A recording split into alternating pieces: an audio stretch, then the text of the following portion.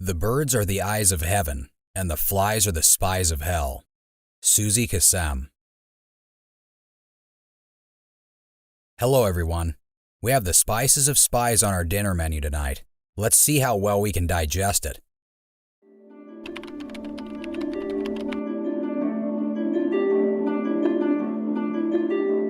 A spy in general is someone who steals secrets for an intelligence organization. At least that's how it all started. But the larger the empire grew, so did the scope of a spy. The methods and tactics of the intelligence organization developed over centuries of human conflict with deceit, war, and politics. The spies oftentimes either voluntarily help to steal intel or are recruited to do so, driven by ideology, patriotism, money, or a variety of other factors, and blackmail is not off the list. Their access to relevant knowledge is their most significant trait from a utility standpoint. The janitor or the lunch lady at the cafe in a ministry may also make a fantastic spy for this reason. Before we cut into our main course tonight, let's see how the definition has changed over the century. The 1917 Espionage Act defined everyone as a spy for any activities that affected the national defense. In 1953, Julius and Ethel Rosenberg were charged and convicted for giving nuclear secrets to the Soviet Union, and became the first and only American civilians executed under the Espionage Act. Major parts of the 1917 Espionage Act remain part of U.S. law today.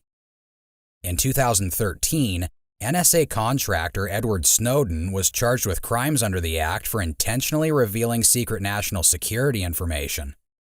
Well, in my defense, I'm not handling anything anymore. That's been passed to the journalists, and they're using extraordinary security measures to make sure that this is reported in the most responsible way. And very recently, as of the time of this video being released, Russia has opened a criminal case against a United States citizen for biological espionage. The American is suspected of collecting intelligence on biological topics directed against the security of the Russian Federation, the FSB stated as of late. They haven't disclosed any details of the targeted individual in public briefing. I'm a Russian agent, apparently. So I heard. Ridiculous. So, we see that the categorization of a spy has a much wider range of perception than usually known to us. So how do you get someone to risk their life and become a spy? Persuading someone to put their life on the line is one of the hardest tasks for any intelligence officer. It takes training, patience, purpose, and empathy, and the officer's use of a variety of approaches based on the subject and the root of their intent.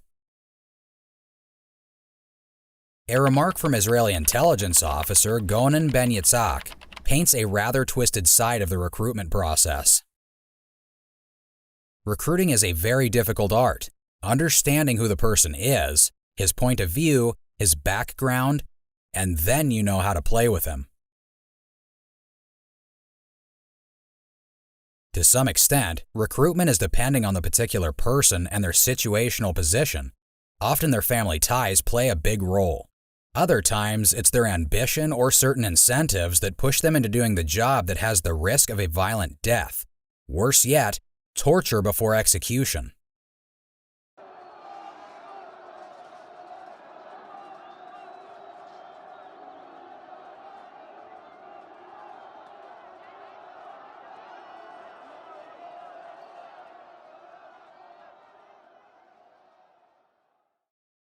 However, some general strategies for developing trust are demonstrating vulnerability, empathy, and developing a connection, perhaps through mutual friends, passions, or dreams.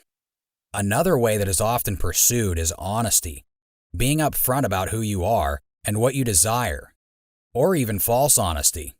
This allows the agency to target young minds as they, in their formative years, are very much impressionable, thereby relatively easy assets to manipulate and recruit. Two of the most successful spy recruitments were the Kulper Ring and the Russian 10.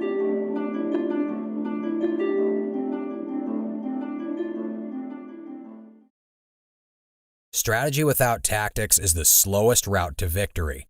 Tactics without strategy is the noise before defeat. Sun Tzu, Art of War. Finally, cyber espionage. Using cybernetic systems to steal confidential information, state secrets, is known as cyber espionage. The secrets may include delicate knowledge regarding international relations, cutting-edge military tech, or even private details about specific personnel. Although espionage has been practiced for millennia, technology has made it feasible for hackers, who are occasionally supported by governments, to steal information rapidly, covertly, and with just a small chance of being discovered. However, intelligence agencies are becoming more conscious of the cyber threat and are creating fresh defenses. Cyber espionage has caused several large-scale security breaches over the decades, ranging from NSA networks to Pentagon leaks. Let's see what you've got for us, Mr. Silver. A very common trait among cyber nerds is that they are always on the hook of trying to prove themselves to be worthy of praise and recognition, and that's what makes them a fresh target to recruit and train by the biggest agencies around the world. Nothing pushes someone to pursue an impossible task more than a dare. This is what led Alejandro Mayorkas to call out youngsters to work for the government, and the story is legendary. Mayorkas, a high-ranking Homeland Security official, opened a speech over the summer in Las Vegas before hundreds of hackers with a dare. "I challenge you all to make my phone ring during my remarks," he said, brandishing a flip phone the size of a soda bottle. "Take a shot," he said, urging the crowd to hack his phone. Then he sweetened the deal. There would be a government job for anyone who succeeded. The CIA and the NSA collectively own the largest network of cyber spies in the whole world. Coming to the end, do you think you would make a good spy? Do you have the skill set or a connection to a source of valuable intel? Are you motivated enough to put your life in harm's way? Does your ideology line up with the cause you're fighting for? Throw your thoughts in the comments section and let us know how you see the world of secrets. You're all invited again to our next dinner. Till then, live the dream.